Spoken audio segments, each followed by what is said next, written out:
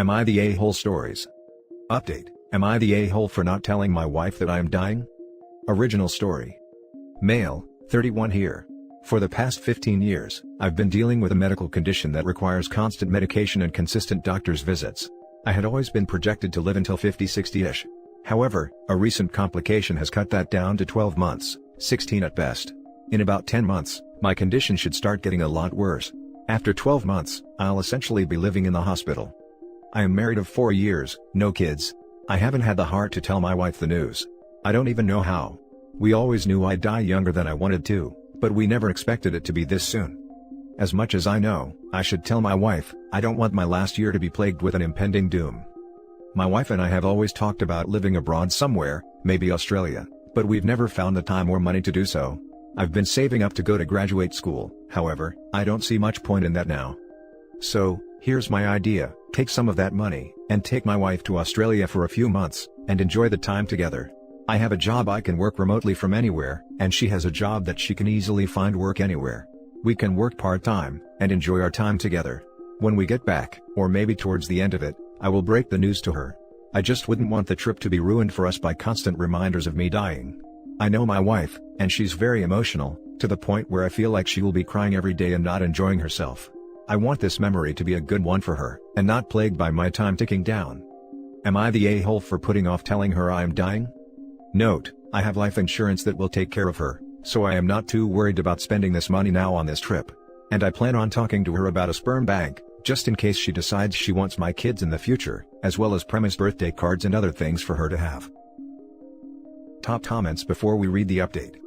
Oh my, as a wife, I would be so livid if my husband knew he was dying and didn't tell me. Of course, I would be devastated too. That's so much emotion to feel all at once. I would want to know, and I think any spouse would want to know too. Not the a-hole, but holy crap, tell her. You'd want her to tell you. Your wife isn't stupid. You spend a bunch of money you were supposed to be saving to go on a trip, she'll know something is up, and that will probably make her worried anyway. Still go on the trip though. No a-holes here, but you should tell her. This really sucks and I'm so sorry that you are facing this. However, if you don't tell her, she will forever look back at the year you spent pursuing your dreams in Australia bitterly, and with hurt. I'm sure it will be an emotional year if you tell her, but at least you give her the opportunity to really savor the next year and hang on to all the happy moments for years to come. No a-holes here. What a crappy situation, and I'm so sorry for you. By all means, tell her. Make this last bit of time count. Spend time just enjoying her. I know you mentioned life insurance, etc., but make sure she knows every detail of all finances, where all investments are, all passwords. Make sure she's the beneficiary of things, if you want. Title all cars and houses in her name beforehand so it's not something she had to wrangle with later on her own. Again. So sorry for the circumstance. You're the a-hole. You should tell her. It would kill me to know my husband is going to be dead in 10 to 16 months, but I would want to be able to have that time to drop everything else, and make the most out of that little time I have left. I wouldn't want to take 1 second for granted.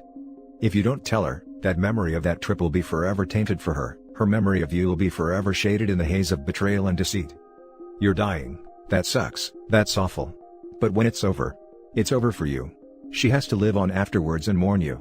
Let her mourn your life with you, and go through all those stages with you, so it's not a big shock at the end. You're the a-hole. My mom and dad hid that she was dying from us. I love my parents, but I have nothing but resentment towards my father and my dead mother for keeping it from us, my siblings and I. I'll never forget the look on both of my brothers' faces when we accidentally found out. My dad has never apologized. All he says is he was following my mom's request. It upsets me typing this out.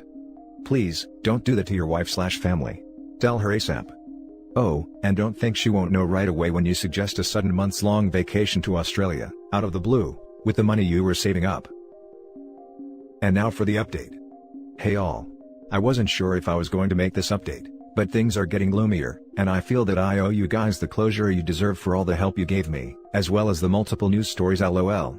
Although I didn't respond much, due to everything being so new and overwhelming, I want each of you to know that I read every single comment and message, multiple times, over the past year and a half. I did end up telling my wife, soon after my post. She took it rough, as expected. It ruined me to see her that way, but I knew that I needed to tell her. She did enjoy reading through the original thread though, as many of you had heartwarming thoughts and messages. We took the time that we needed to ensure that she would be set up as best as possible. Following that, we went and spent the best 4 months of my life in Australia. The experience was amazing, and I couldn't have asked for a better dying wish. We came back just in time for COVID. Honestly, I was scared to death, and still am, but somehow, I've lasted this long. I've lost much of my strength, and hospice has come in to set up the house and ensure that I am comfortable enough to die. I had thought that I would be dead by now, so it is hard to complain about getting a little extra time. I've left a large collection of greeting cards in possession with a friend, birthdays, first anniversary without me, remarriage, children's birth and birthdays, if she uses my sperm. I didn't tell her about any of these, just because some of these events aren't guaranteed. But I know that they can help if the time comes around. Overall, I'm content, about as content as I can be. There's a lot of things I would have done differently in life if I had known this would happen, but that's unfortunately out of my control. However, I do know that I did the most I could have done with the remaining time I was given. I am just glad that I had time left while I still had my health, as I know that many aren't as lucky. Thanks again for all of your help. I'll answer any questions you guys have, so long as it isn't personally identifiable, which includes my medical information, as my town paper was thoughtful enough to write an article about me. Just be patient please, even typing for long periods of time gets painful. Now for the top comments. Wow. I wish you and your wife all the best. Your love for her will always live on. Thank you, I am hoping so. Wow, I'm so sorry. I don't want to be an a-hole, but are you afraid?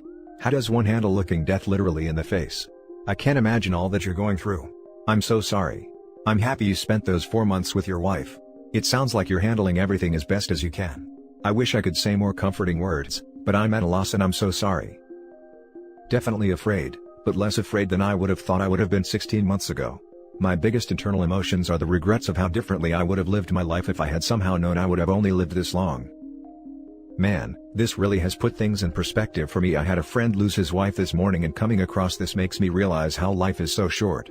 I will make sure to make a bucket list in your honor and check off the things I'd like to do. I hope the hospice nurses are wonderful and keep you comfortable. The only thing I would caution you on is the future greeting cards. I had a friend who did this for his partner after he died, and while it was incredibly sweet and kind, it also stopped his partner from moving on. Every time she received a card, it reopened all of her grief over losing him.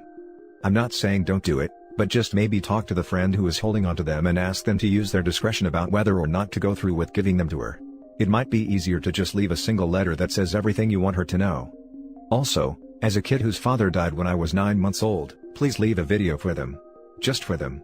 It took me over 30 years to find the single letter my father had left for me that my mother had hidden. And all I ever wanted was to hear what his voice sounded like when he said my name.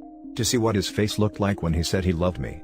That crap can leave a hole in your heart bigger than anything you can find to fill it. Thanks for the advice, that's really good to know. Now for the last story.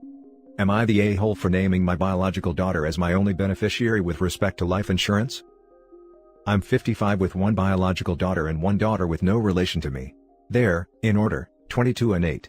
My wife passed 2 years ago from lung cancer, and on her deathbed, she revealed I was not the father of the second child, another man was. I confirmed it months after the fact with a paternity test. I don't know who the father is. She was mostly incoherent in telling me, so it's safe to assume I am the only father figure she has and will ever have. My biological daughter knows, but the other one does not. I'll admit I have a hard time with it sometimes, but I try not to let it get to me. I treat them more or less equal when it comes to fatherly duties since I hold her innocent in this. I'm getting life insurance policies in place and decided to name my biological daughter as sole beneficiary. This is not like a will where I need to give a token amount to anyone. At least not where we live. I have no other assets, so my will is threadbare. There's maybe $10,000 at stake and whoever wants it can have it. Why? When my daughter was 21, she expressed interest in setting me free and adopting the non-biological daughter. I can't provide such an amazing life for either child. We're more or less destitute as is. She has a nice career and wants to move elsewhere because things aren't so good here. She said she wants to bring her sister along with her to give her the life I never really could. They'll both still visit, but their priority needs to be setting their lives up to be the best they can be, which isn't a possibility here. I want to name my eldest a sole beneficiary, because she can do more with it for both of them. She will be the primary caretaker, no one else. It's not a matter of I'm giving money to one child to spite the other. I think giving it to the one child will make the most difference. Would I be the a-hole? Am I the a-hole for my decision?